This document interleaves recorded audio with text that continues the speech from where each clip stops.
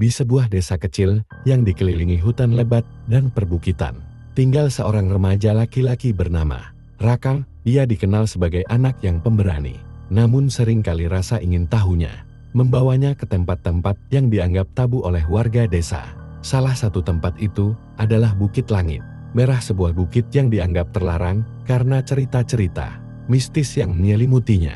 Menurut warga, siapapun yang masuk ke bukit itu tidak akan kembali, atau jika kembali, mereka akan berubah, seolah bukan lagi diri mereka yang dulu.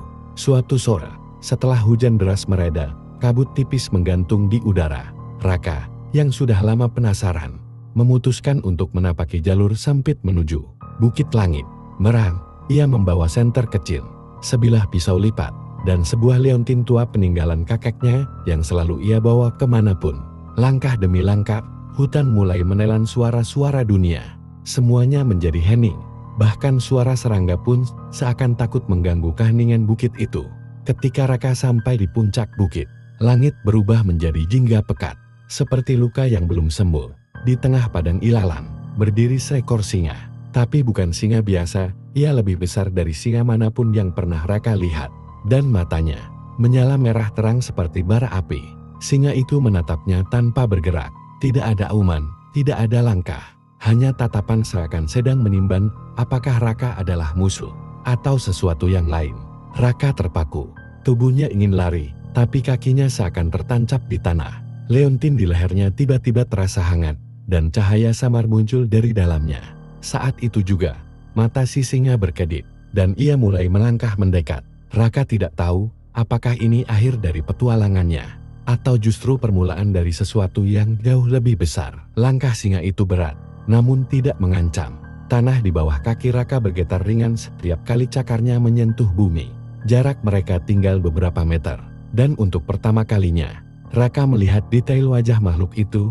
Luka lama membekas di bagian kiri wajahnya, dan matanya yang merah bukan sekadar bercahaya, tapi seakan menyimpan kenangan yang terlalu tua untuk diingat manusia. Singa itu berhenti, tatapannya turun ke leontin di leher Raka. Mendadak, angin di sekitar mereka berputar pelan, membentuk pusaran kecil, membawa serta aroma kayu tua dan tanah basah. Raka merasakan leontin itu bergetar. Kemudian suara itu muncul bukan dari mulut singa, tapi langsung masuk ke dalam pikiran Raka. Kau membawanya. Raka terkejut. Suaranya dalam dan tua, seperti gaung dari dalam gua.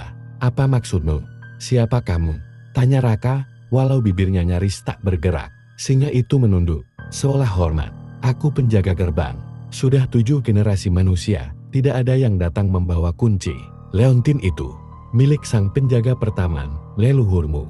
Dunia di sekeliling mereka tampak mulai berubah. Langit jingga itu mulai retak, seperti kaca yang dibukul dari dalam.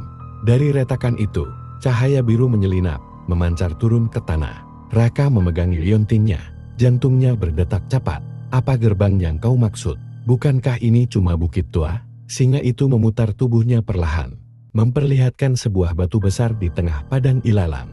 Batu itu penuh ukiran simbol aneh yang menyala perlahan, seolah terbangun dari tidur panjang. Bukit ini bukan sekadar tanah terlarang. Ini batas antara dunia manusia dan dunia yang mereka lupakan.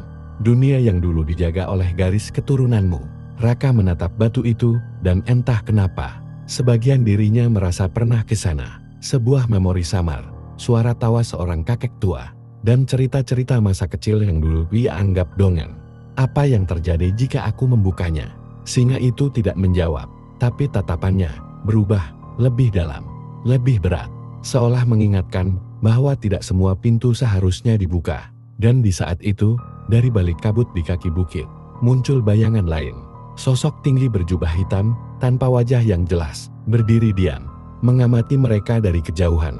Raka menelan ludah. Ia tahu keputusan akan segera diminta darinya. Raka berdiri di antara dua dunia. Angin di atas bukit berdesir kencang, membawa bisikan yang tidak berasal dari bumi yang ia kenal.